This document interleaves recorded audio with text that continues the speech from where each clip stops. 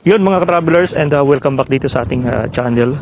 At panibagong vlog, panibagong araw naman sa atin ngayon. At sa video ito mga travelers, nandito tayo sa bypass road. At syempre papakita ko sa inyo yung itsura. So itong sa likod natin mga travelers, yan po yung dinanas ng tubig baha dito.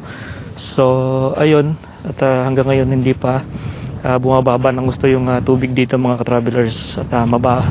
At medyo malalim pa rin ang nitong maisan na portion ng mga taga rito mga travelers, no. So mamaya mga travelers, papakita ko sa inyo yung drone footage natin dito. Gawa ng ngayon medyo malakas yung hampas ng hangin dito mga travelers.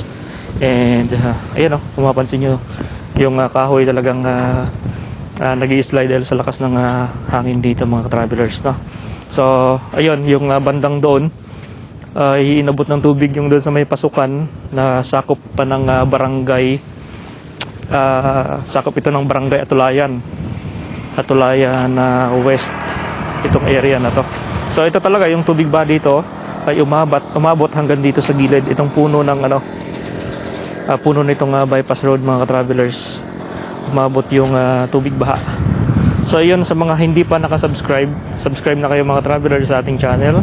At syempre click nyo na rin ang notification bell, click nyo po yung all. So mamaya makikita nyo yung actual footage natin sa magpapalipad tayo mamaya ng drone. So yun mga travelers, yung itong banda dito ay puro maisan yan dito. At inabot din ng tubig baha itong mga travelers. So yung makita nyo, inabot din ito ng tubig baha. So yun, try natin guys mag take off ng drone. Okay.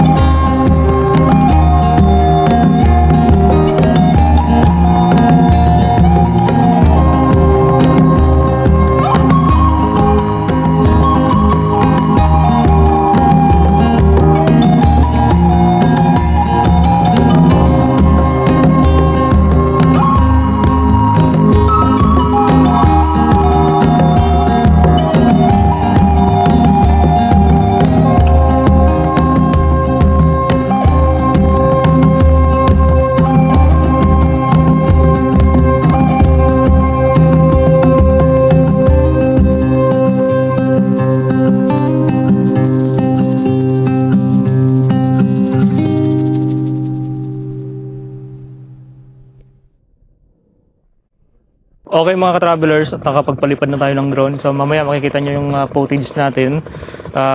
Yun nga, at talagang medyo malalim pa yung ibang portion ng tubig dito sa Atulayan at Bagay. At yun mga ka-travelers, no. So nakaraan na nagpalipad rin tayo ng drone dito, medyo mataas yung tubig baha dito sa sa area na to dito ng bypass road. Sa lahat ng daanan dito, itong bypass road lang yung hindi na inabot ng tubig baha mga travelers. So talagang mataas itong pagkagawa ng bypass road. Yun na mga travelers, no, at ito na yung sa unahan, sa bandang gitna ng portion ng bypass road. Ito na yung mga lugar dito na nalubog. So nandyan yung Linaw, dito naman yung Atulayan, doon naman yung Bagay. So ito naman yung daan na to, diretso ito ng papunta ito ng Bonton. At meron dong ginagawa na bridge, Kaunlaran Bridge, tagos po yan papuntang Solana. And ang sitwasyon dito talaga namang grabe yung baha dito mga travelers. Umabot pala dito mga travelers sa Itong samento na to, itong pinakapaan, itong bypass road. So dyan po umabot yung tubig baha. And syempre, hindi may iwasan talaga yung mga barangay dyan ay inabot na rin. Marami pong mga barangay ang nandyan sa loob. Yan. So nandyan naman yung mga baka, kalabaw. Kawawa naman yung mga nandyan hayop na nandyan sa gitna ng mga kamaisan na yan. So actually puro mais yan dito mga ka-travelers. Doon lawak ng maisan hanggang doon sa dulo. Mga maisan po yan ang lawak. Kaya pagdating ng tubig baha dito, pagdating ng tumaas ang Bunton Bridge, pagka magbitaw ang Magat Dam ng 6 gates, 7 gates, talaga namang lulubog na ang area ng Atulayan dito at Linaw.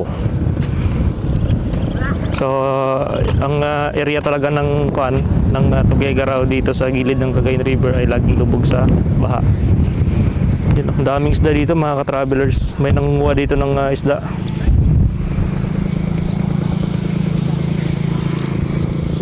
So dito muna tayo tumambay. Yan, kasama natin si Rusi Chariot. Ganda ng sunset kasi dito paghapon ay maganda mga ka-travelers. So yun mga ka-travelers, sa hindi pa nakasubscribe dyan, baka naman guys, subscribe na kayo sa ating channel.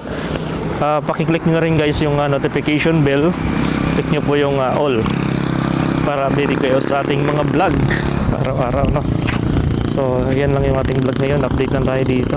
So nakaraan nagpalipad tayo ng drone, kitang-kita sa footage natin na grabe yung tubig, napakalawak ng tubig hanggang Carig. Pag diretso kasi itong daanan, Carig po yung tagos niyan. Kaya doon talaga yung isa sa tinamaan ng baha, yung Carig. Yun. Hi! Ang yaya nata umuwi ito. Alikabok! Ha? Ang alikabok! Malikabok! Papa, may mga ganda ko nakuha ang flower, Papa.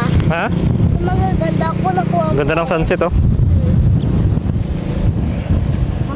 Papa! Saan na ba siya? Hindi siya bumalik ah.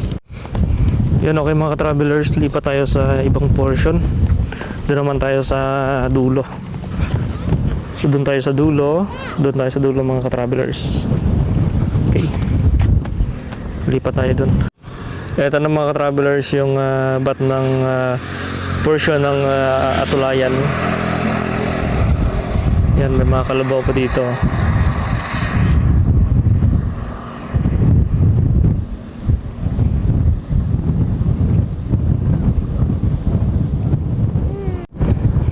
Ito na mga ka-travelers, nandito tayo sa bandang gitna na. At malalim yung tubig dito, nag-stuck na dito yung tubig. Yan.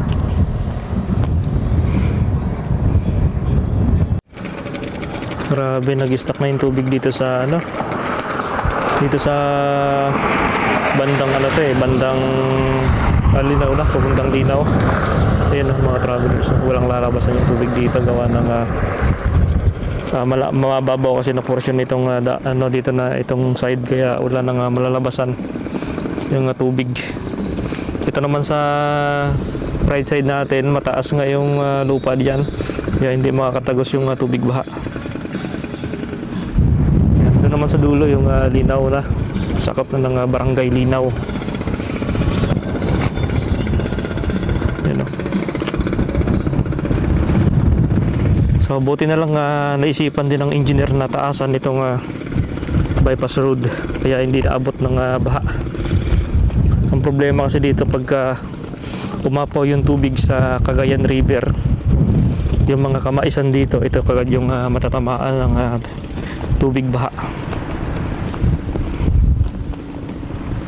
Ayan, ayan mga travelers, pauwi na tayo. Thank you guys sa pagsuporta ninyo sa ating channel.